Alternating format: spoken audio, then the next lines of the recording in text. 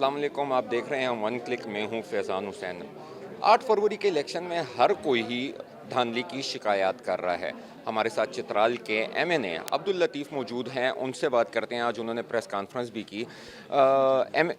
مسلم league نون والے بھی رو رہے ہیں، اے این پی والے بھی رو رہے ہیں، پی ٹی آئی والے جو کہ اتنی بھاری اکثریت سے جیتے ہیں، وہ ان کو بھی شکایت ہے کہ الیکشن میں دھاندلی ہوئی ہے۔ کیا کہیں گے آپ؟ سر وہ تو جو رو رہے ہیں، ہم تو ہمارا رونا جو ہے وہ اس لیے بنتا ہے کہ ہم تو ڈاکومنٹری پروف کے ساتھ آ گئے ہیں، ہمارے پاس دستاویزی ثبوت ہیں۔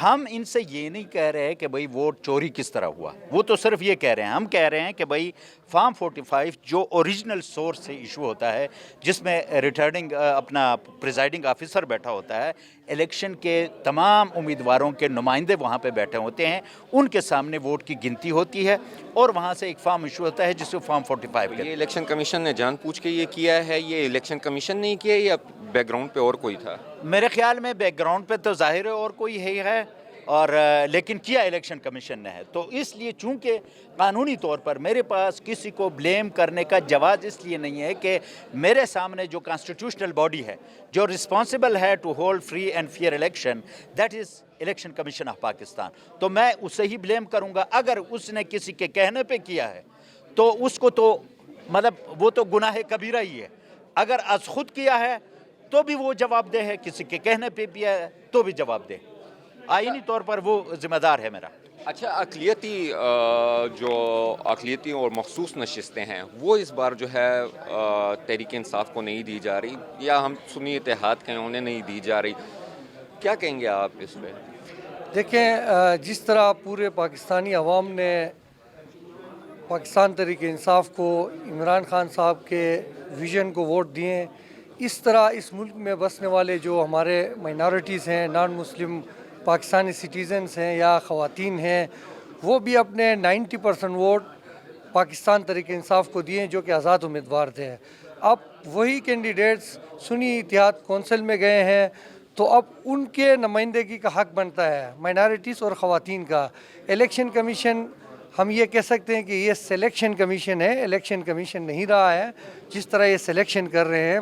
آئین کی آرٹیکل 51 کی بات یہ کر رہے ہیں، آئین کی آرٹیکل 51 میں صرف یہ لکھا ہے کہ آپ کو ان کے جنرل سیٹوں کے جتنے تعداد ہے اس کے مطابق نمائندگی دی جائے گی، لیکن اس میں یہ کہیں نہیں، اور یہ لکھا ہے کہ آپ پہلے اپنے پرائیورٹی لسٹ سبمٹ کریں گے، لیکن یہ کہاں لکھا ہے کہ آپ پرائیورٹی لسٹ سبمٹ نہیں کریں گے تو آپ پھر بعد میں نہیں دے سکتے۔ آئین میں تو یہ آپ یہ رولز کے حوالے دے رہے ہیں۔ 2019 میں جب مرج ڈسٹرکٹ کا الیکشن ہوا، باپ پارٹی والے بھی ایسے ہی آئے تھے، وہ آئے، آزاد آئے، باپ پارٹی میں شامل ہوئے، پھر وہ بھی تو نام نہیں دیے تھے صوبے میں، ان کے تو آ گئے۔ یہاں آئین کی آئین نام کی کوئی چیز نہیں رہا ہے۔ جب سے یعنی کہ ہم فروری میں ہمارے حکومت گئی اور جب 90 ڈیز کمپلیٹ ہو گئے، تب سے آئین اس ملک میں سسپینڈ ہے۔ 90 ڈیز کے الیکشن میں تو الیکشن کمیشن کو آئین نظر نہیں آتا، کلیئر لکھا ہے۔ اب یہاں آ کے کہتے ہیں کہ آئین کی بات کر رہے ہیں، تو یہ سیاست زیادتی ہے، اور اس کے لیے ابھی ہم جو خبر آئی ہے ہائی کورٹ سے کہ یہ الیکشن کمیشن کے فیصلہ سسپینڈ ہوا ہے۔ ہم امید کرتے ہیں کہ آپ اگر آئین کے مطابق عدلوں میں فیصلہ ہوئے عدالتوں میں، تو پھر یہ ہمارے حق ہے اور ہمیں مل جائیں گے۔ سسپینڈ نہیں، حکم نے امتناع دیا ہے کہ مطلب جو نئے مخصوص نشستیں ہیں ان سے حلف نہ لیں۔ اچھا، کچھ بات جو ہے وہ 9 مئی کی کر لیتے ہیں۔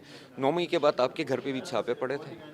میں تو جی 9 مئی کے بعد اسلام آباد سے گرفتار ہوا تھا اور میں اٹک جیل میں تھا، تو میرے گھر میں اس لیے چھاپے نہیں پڑتے کہ میرا گھر ریئل سینس میں ہے نہیں، کیونکہ میں بیچلر آدمی ہوں، بیوی میری نہیں ہے، بچے میرے نہیں ہیں، تو اس حوالے سے آئی ایم اے ویگابونڈ اور I am home less person keeping you that position. تو مجھے تو انہوں نے، اور پھر چترال سے بھی میں گرفتار ہوا تھا، تو گرفتاری میری چلتی رہی، اور یہ چونکہ شادی شدہ ہیں تو ان کے گھر پہ چھاپے پڑے۔ میں چونکہ بیچلر ہوں تو میرے گھر میں تو چھاپے نہیں پڑے کہ میرے پیچھے پڑے تھے 9 مئی کے بعد سے لے کر الیکشن کے حلف اٹھانے تک میرے پیچھے پڑے ہوئے تھے کہ آپ جی فلاں پارٹی میں جاؤ، فلاں پارٹی میں. ہم نے کہا جی ہم نے سارا کچھ خان کو دیا ہوا، اس کے نام پہ سیاست کرتے ہیں. جس دن عمران خان نے سیاست چھوڑ دی تو ہم بھی سیاست کو خیر بات کہہ کے اپنے گھر بیٹھ جائیں گے. اور وہ جو پارٹی کا کہہ رہے تھے وہ پارٹیاں ہی ختم ہو گئی ہیں، ان کے وجود ہی ختم ہو گئے ہیں، ان کے رہنماؤں نے سیاست چھوڑنے کا اعلان کیا. سر اب یہ 2024 میں لوگ جی رہے ہیں پاکستانی، لیکن جن کی پلاننگ یہ تھی کہ ہم نئی پارٹیاں مینوفیکچر کریں گے تو وہ they were actually living in 80s and 90s. تو nation is head of them. قوم ان سے بہت آگے نکل چکی ہے. ووٹر کو بھی پتہ تھا کہ بھئی یہ جو ہیں مہرے کس کے ہیں، تو ان کو ایسی شکست ہوئی ہے کہ اب وہ بیچارے قوم کو جو ہے وہ بد دعائیں دے رہے ہیں. چلیں آپ کا بہت شکریہ. اچھا آپ کے گھر پہ چھاپے پڑے تھے، کتنا ٹارچر آپ ہوئے تھے، کتنی پریشانی آپ کو جھیلنی پڑی تھی؟ دیکھیے ہمیں 12 مئی 2000 جو ابھی 23 تھا، ہمیں اسلام آباد سے گرفتار کیے ہیں. اور ہم پہ جو اسلام آباد میں آپ کیسی جگہ پہ بیٹھے تھے؟ چھپ کے بیٹھے تھے؟ ہمیں اسلام آباد میں نادرا آفس کے سامنے سے گرفتار کیے. خان صاحب کے پیشی تھا، نہ کوئی اسٹرائک تھا. اور ہم پہ جو انہوں نے رامنا تھانے میں ایف آئی آر کاٹے، رامنا تھانے حملے کا، میں زندگی میں کبھی رامنا تھانہ نہیں دیکھا تھا. اچھا دہشت گردی کا، کیلاش کے لوگ پوری دنیا میں اس بات سے مشہور ہیں کہ وہ پرامن لوگ ہیں اور اچھے لوگ ہیں. ہمیں بھی دہشت گرد بنا دیے اور ہم اٹک جیل میں رہے. 22 دن اٹک جیل میں رامنا تھانے میں رہے. 22 ساتھ تھے. اس کے بعد 3 دفعہ میرے گھر پہ چھاپے مارے. میں کوئی 4 مہینے اپنے گھر نہیں جا سکا. ہم نے کون سے گناہ کیے تھے؟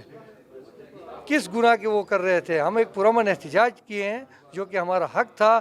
اور انہوں نے جو اب میرے اوپر دیر میں ایف آئی آر ہوا، بغاوت کا، روڈ بلاک کا. اب میں دیر میں BBA کر کے نکلا تو پھر مجھے گرفتار کیے. DI خان میں مجھ پہ وہی ایف آئی آر ہوا ہے 9 مئی کا. اب 9 مئی کے دن میں پشاور میں بھی تھا، اسلام آباد میں بھی تھا، DI خان میں بھی تھا. ہر جگہ کیسے ممکن ہو سکتا ہے کہ میں موجود تھا؟ آپ کے 3 پارٹنر ہوں وہ فلموں میں جو دیکھتے ہیں. یہ تو فلموں والے کام کر رہے ہیں، اس لیے ایسا بھی ہو سکتا ہے پھر. چلے بہت شکریہ آپ کا ٹائم دینے کا.